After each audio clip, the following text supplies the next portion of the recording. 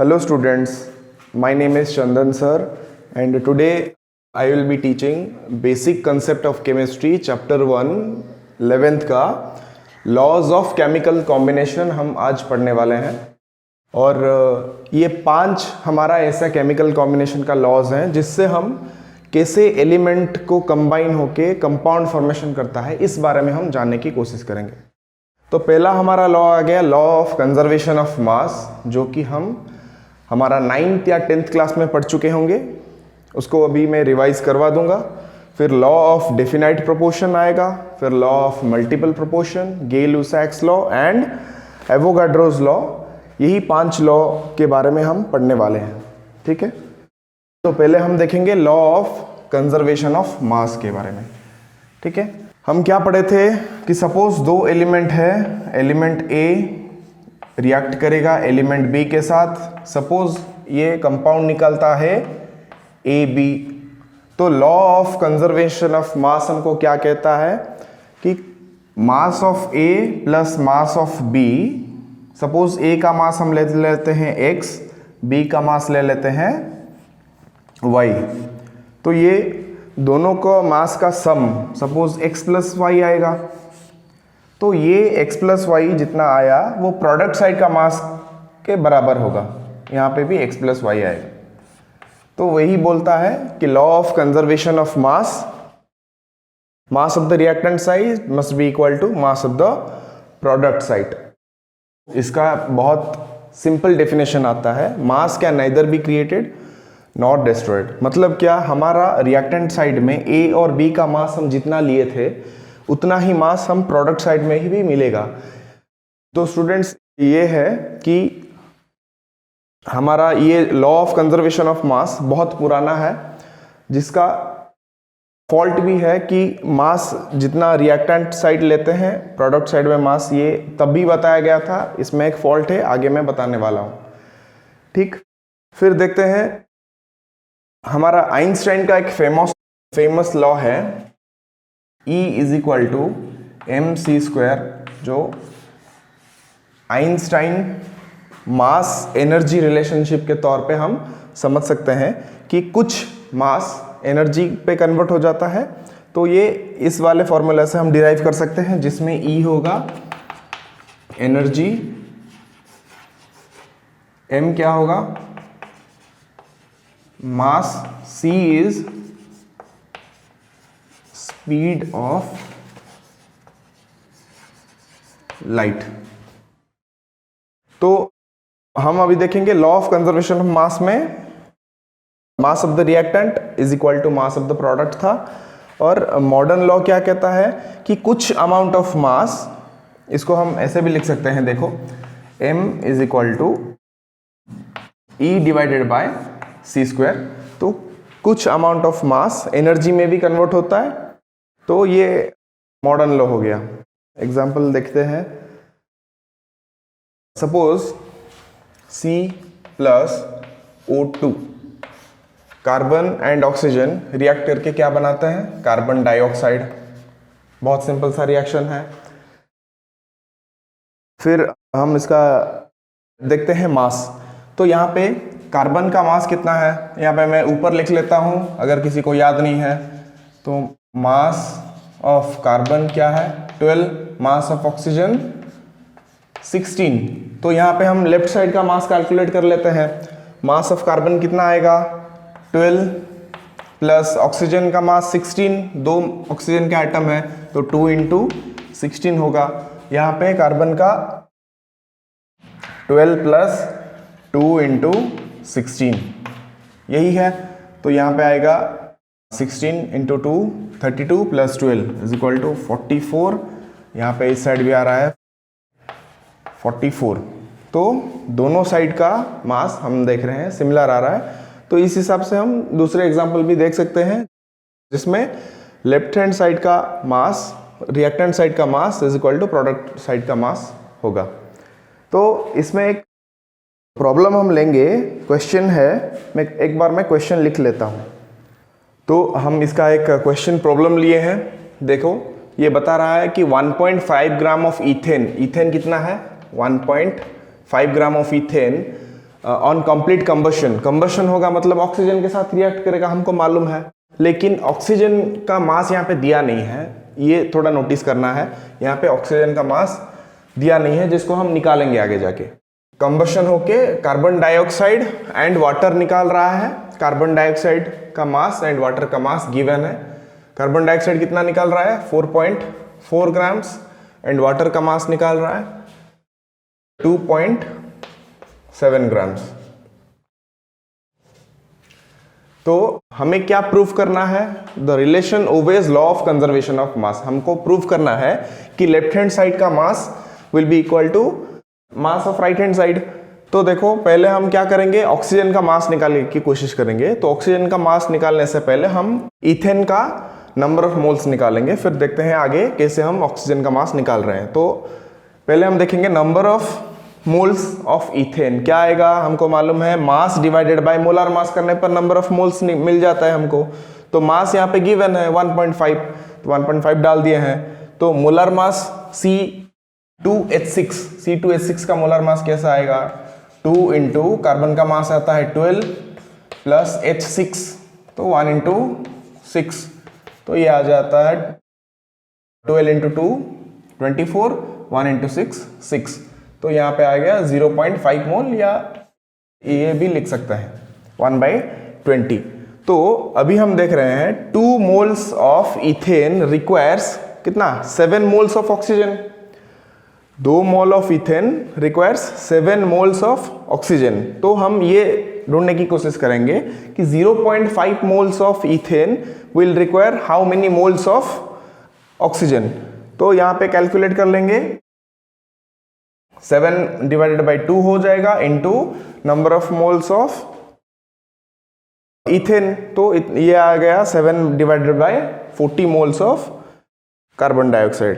तो अभी वही वाला फॉर्मूला डाल के मास ऑफ ऑक्सीजन निकाल सकते हैं। Number of moles of oxygen is equal to mass, तो दिया नहीं है, मास को मास रखेंगे हम, and molecular mass of oxygen कितना है, एटॉमिक मास 16 इंटू ऑक्सीजन में 2 एटम्स रहते हैं, तो 16 इंटू 2 32। तो 7/40 is equal to mass divided by 32। तो मास कितना आएगा, ये इधर आके मल्टीप्लाई हो जाएगा, तो इसका वैल्यू आता है 5.6 ग्राम्स।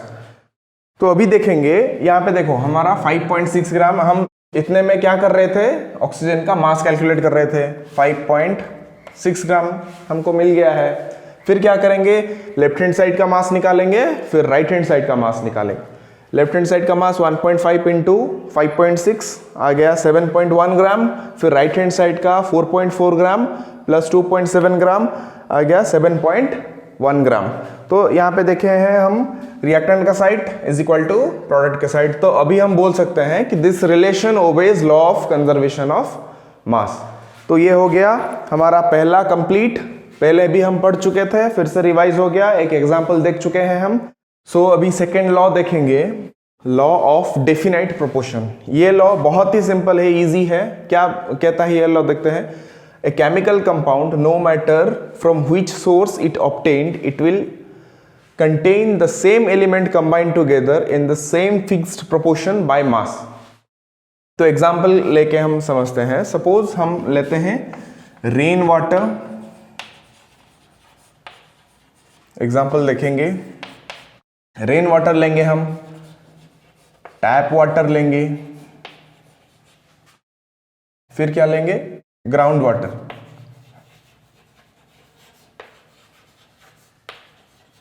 ये 3 हो गया। यहाँ पे वाटर में H2O होगा, यहाँ पे भी H2O होगा। यहाँ पे हाइड्रोजन का मास कितना आएगा 2, ऑक्सीजन का मास इज टू 16। यहाँ पे भी हाइड्रोजन एंड ऑक्सीजन का आएगा 2:16, यहाँ पे भी 2:16। तो इसको सिंप्लीफाई करने पर 1:8, यहाँ पे 1:8, यहाँ पे 1:8। तो अभी देखेंगे केमिकल कंपाउंड, सपोज वाटर भी एक केमिकल कंपाउंड है, तो chemical compound no matter from which source it obtained, हम कहाँ से लिए इस वाले वाटर को, रेन वाटर से। इसको टैप वाटर से, इसको लिए ग्राउंड वाटर से। It will contain the same element. यहाँ पे भी वाटर में हाइड्रोजन एंड ऑक्सीजन है, यहाँ पे भी हाइड्रोजन एंड ऑक्सीजन है, हाइड्रोजन एंड ऑक्सीजन ही है, together in the same fixed proportion by mass. तो इसका रेशियो निकालेंगे, हाइड्रोजन एंड ऑक्सीजन मास का रेशियो निकालने वाले हैं हम। इन दोनों का रेशियो आ रहा है 2:16 हर एक में, तो इसका सिंप्लीफाई करके हम निकाल सकते हैं 1:8 ईच। तो ये वाला इतना ही है। इसका अभी हम एक क्वेश्चन लेके उसको सॉल्व करने की कोशिश करेंगे। बहुत ही सिंपल क्वेश्चन होगा। लॉ ऑफ डेफिनेट प्रोपोर्शन का अभी हम एक क्वेश्चन लेंगे जिसको सॉल्व करने की ट्राई करेंगे। तो एक्सपेरिमेंट 1, क्वेश्चन में एक्सपेरिमेंट 1 क्या बता रहा है, 0.243 ग्राम्स ऑफ मैग्नीशियम जब बर्न होता है, ऑक्सीजन के साथ रिएक्ट करता है, तो ये 0.43 ग्राम्स ऑफ मैग्नीशियम ऑक्साइड निकाल रहा है। फिर एक दूसरा एक्सपेरिमेंट है जो 0.182 gram of magnesium on burning with oxygen, ये कितना निकाल रहा है, 0.302 ग्राम्स ऑफ MgO। क्वेश्चन पूछ रहा है कि prove that this ओवेज law of definite proportion. तो इसका सॉल्यूशन क्या है हम देखेंगे अभी। एक्सपेरिमेंट 1 में मैग्नीशियम कितना दिया है, यहाँ पे लिख रहा हूँ Mg मैग्नीशियम का, फिर यहाँ पे ऑक्सीजन का मास लिखेंगे, फिर यहाँ पे मैग्नीशियम ऑक्साइड का, magnesium 0.243 grams, magnesium oxide 0.403 grams. तो देखो, अगर मैग्नीशियम एक एटम, ऑक्सीजन का एक एटम है, ये दोनों रिएक्ट करके मैग्नीशियम ऑक्साइड निकाल रहे हैं, तो ऑक्सीजन यहाँ पे कितना होगा, इससे इसको माइनस कर लेंगे। इसको इससे माइनस करने पर हमको मिल रहा है 0.160 ग्राम्स। फिर एक्सपेरिमेंट 2 में देखेंगे कितना दिया है, 0.182 ग्राम्स ऑफ मैग्नीशियम ऑक्सीजन के साथ रिएक्ट करके 0.302 ग्राम्स ऑफ MgO निकाल रहा है। तो यहाँ पे ऑक्सीजन कितना होगा, 0.120। MgO का मास से Mg का मास हम माइनस कर रहे हैं तो 120 आया। तो ये क्वेश्चन में पूछ रहा है proof that this ओवेज law of definite proportion. तो हम क्या करेंगे, अभी हम देखेंगे मैग्नीशियम और ऑक्सीजन का रेशियो निकालेंगे। तो Mg मैग्नीशियम और ऑक्सीजन का रेशियो क्या आएगा, पहले एक्सपेरिमेंट 1 में, in experiment 1 magnesium is to oxygen 0.243 divided by 0.160। इसको हम कैलकुलेट करेंगे तो ये अप्रोक्सीमेट आएगा 3:2 के रेशियो में। अभी हम सेकेंड एक्सपेरिमेंट में भी क्या देखेंगे, इन एक्सपेरिमेंट 2 यहाँ पे भी हम मैग्नीशियम और ऑक्सीजन का रेशियो निकालेंगे। तो ये आएगा 0.182 डिवाइडेड बाय 0.120। इनका रेशियो भी अप्रोक्सीमेट देखेंगे 3:2 ही आएगा। तो यहाँ पे देखो, यहाँ इसका रेशियो और इसका रेशियो, दोनों का सोर्स अलग अलग था, अलग अलग जगह पे हम प्रिपेयर कर रहे थे। ये पहले एक्सपेरिमेंट में भी इसका रेशियो इतना ही आ रहा है और दूसरे एक्सपेरिमेंट में भी रेशियो 3:2 आ रहा है। तो ये अभी प्रूफ हो गया कि ये जो रिएक्शन है ये ओबे कर रहा है लॉ ऑफ डेफिनेट प्रोपोर्शन को।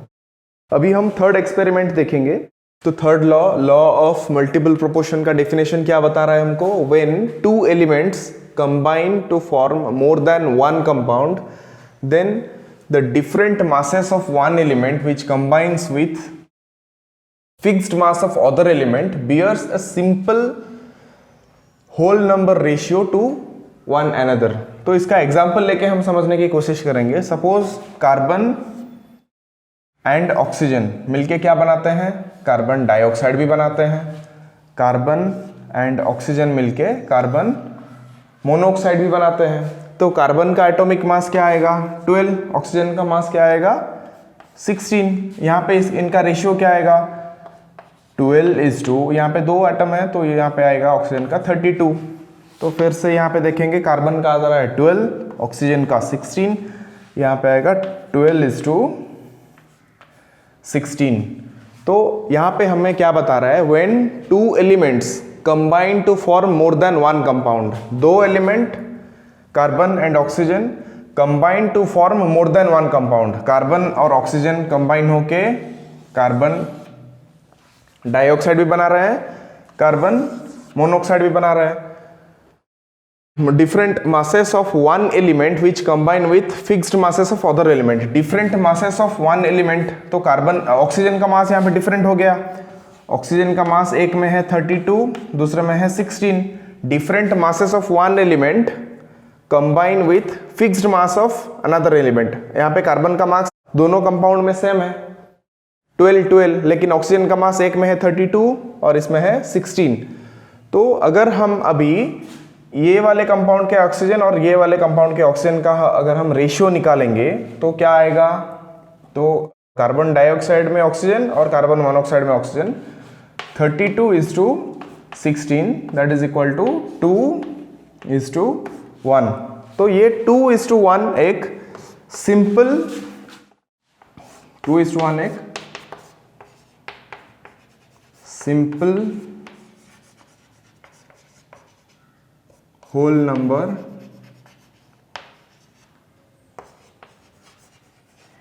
रेशियो है 2:1। फिर से मैं इसको समझा रहा हूं, when two elements combine to form more than one compound, then the different masses of one element, किसका डिफरेंट मास है, ऑक्सीजन का different masses of one element which combines with fixed mass of, carbon का है fixed mass of other element, तो इसका ratio अगर निकालेंगे oxygen का तो ये सिंपल होल नंबर रेशियो आएगा। तो ऑक्सीजन का डिफरेंट मासेस का निकाल रहे हैं 32:16, तो क्या आ रहा है 2:1 एक सिंपल होल नंबर रेशियो मिल गया हमको। तो यही समझाना चाह रहे थे। तो देखो अभी हम एक दूसरी एग्जांपल ले रहे हैं। तो अभी हम देखेंगे नाइट्रोजन एंड ऑक्सीजन दो अलग अलग एलिमेंट हैं, तो ये 5 ऐसे अलग अलग कंपाउंड बना रहे हैं। पहले में N2O, फिर NO, N2O3, NO2 and N2O5। तो इसका हम मासेस ले लेते हैं। इसमें यहाँ मैं ऊपर लिख लेता हूँ N एंड O। नाइट्रोजन का मास यहाँ पे क्या आएगा 14 × 2 28, यहाँ पे ऑक्सीजन का आएगा 16, यहाँ पे आएगा 14, यहाँ 16, यहाँ पे नाइट्रोजन 2 है तो ये आएगा 28, ये आएगा 16 × 3 48, यहाँ पे क्या आएगा नाइट्रोजन का 14, यहाँ पे आएगा 32, फिर यहाँ पे आएगा नाइट्रोजन का 28, ऑक्सीजन का आएगा 80, 16 × 5 80। तो अभी हम देखेंगे ऑक्सीजन का जिनका मास अलग है, लेकिन पहले हमें क्या करना पड़ेगा, नाइट्रोजन का मास को इक्वल करना पड़ेगा। तो इसको हम क्या करेंगे, यहाँ पे लिखेंगे नाइट्रोजन, यहाँ पे ऑक्सीजन, तो हर एक को 28 कर लेते हैं। तो इस वाले में 2 मल्टीप्लाई करेंगे और इस वाले में भी 2 मल्टीप्लाई करके लिख लेंगे। तो ये क्या आएगा, तो आएगा 28, यहाँ पे 16, यहाँ पे भी 28, 32, यहाँ पे 28, 48, यहाँ पे 28, 32, यहाँ पे भी 28, 80। तो देखो यहाँ पे नाइट्रोजन का हम मास फिक्स कर लिए, तो वेरिएबल मास किसका हो गया है अलग अलग कंपाउंड में। नाइट्रोजन यहाँ पे 16, यहाँ पे 32, यहाँ पे 48, यहाँ पे 32, यहाँ पे 80। यहाँ पे हम क्या किए, नाइट्रोजन का मास को फिक्स कर दिए। ये क्या बता रहा है, when different masses of one element, carbon oxygen का मास यहाँ पे डिफरेंट है हर एक में, और fixed mass of other element, तो हम नाइट्रोजन का मास को फिक्स कर लिए। मतलब हर एक में नाइट्रोजन का मास 28 है, ऑक्सीजन का हर एक में मास अलग अलग है। तो इसका रेशियो अभी ऑक्सीजन का निकालेंगे 1:2:3:4:5। तो ये हमारा हो गया लॉ ऑफ मल्टीपल प्रोपोर्शन। ये थोड़ा कंफ्यूजन था तो हम इसको पढ़ लिए। अभी हम 4th लॉ की तरफ जाएंगे जो गैल्यूजैक्स लॉ है।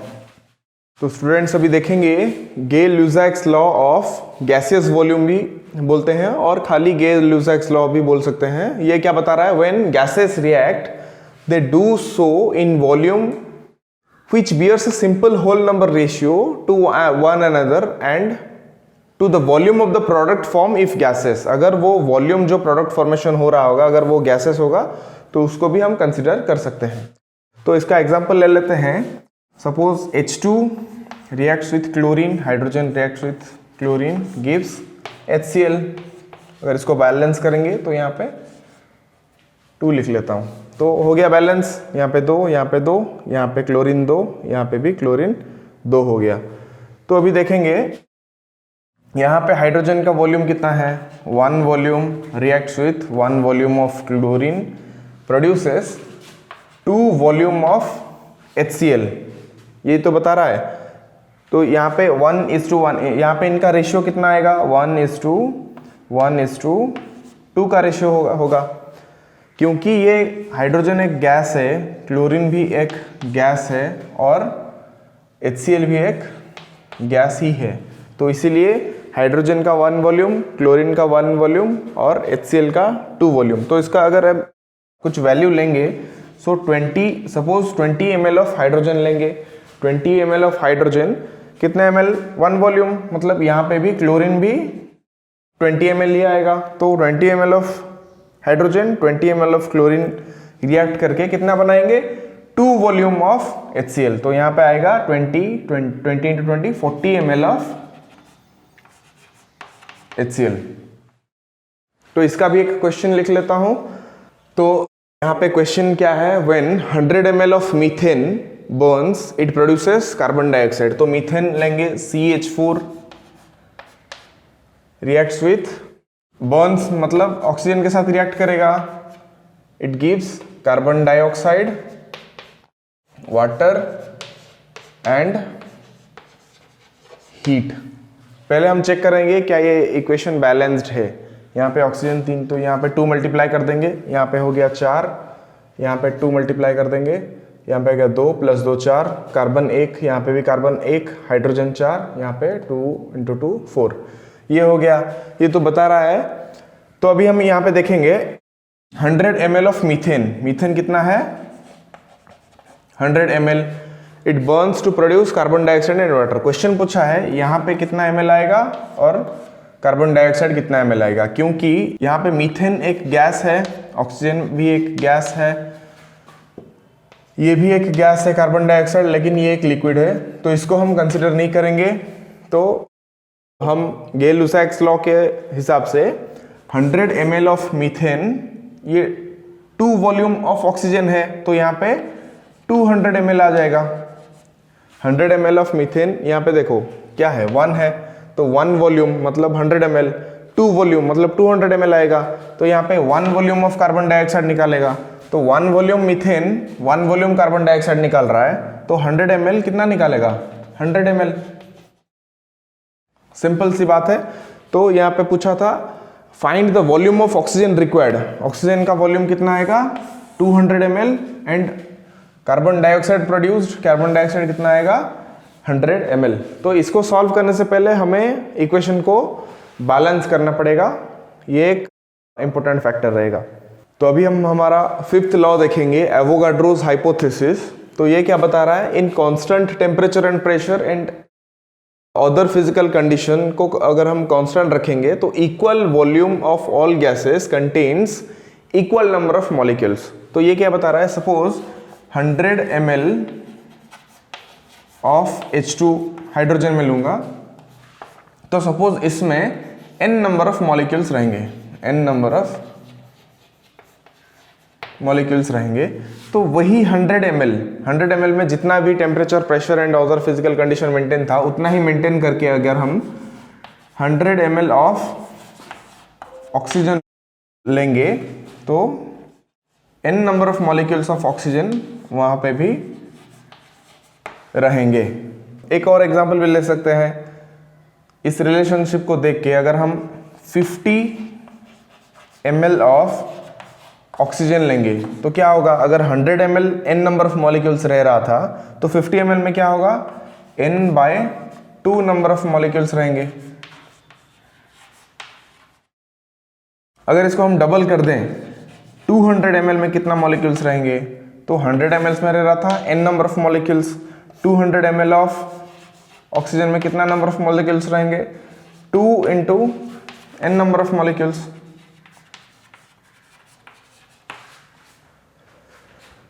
तो ये इतना हो गया एवोगाड्रोस हाइपोथेसिस। फिर से बता रहा हूं, in constant temperature and pressure, दोनों का ये दोनों एग्जांपल हो गया। Temperature and pressure are constant.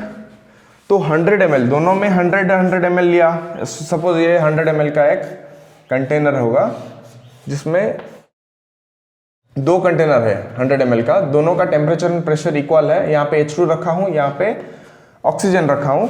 तो यहाँ पे जितना नंबर ऑफ मॉलिक्यूल्स रहेंगे n नंबर ऑफ, यहाँ पे भी n नंबर ऑफ मॉलिक्यूल्स ही रहेंगे, ये बता रहे हैं हमारा एवोगाड्रोस। ये था हमारा पांचों लॉ आज हम पढ़े हैं। पहला लॉ था लॉ ऑफ कंजर्वेशन ऑफ मास, दूसरा लॉ ऑफ डेफिनेट प्रोपोर्शन, तीसरा लॉ ऑफ मल्टीपल प्रोपोर्शन, चौथा था गे-लुसाक्स लॉ। अभी हम पांचवा पढ़े हैं एवोगाड्रोस हाइपोथेसिस। आज के लिए इतना ही, नेक्स्ट क्लास हम आगे पढ़ेंगे। Thank you.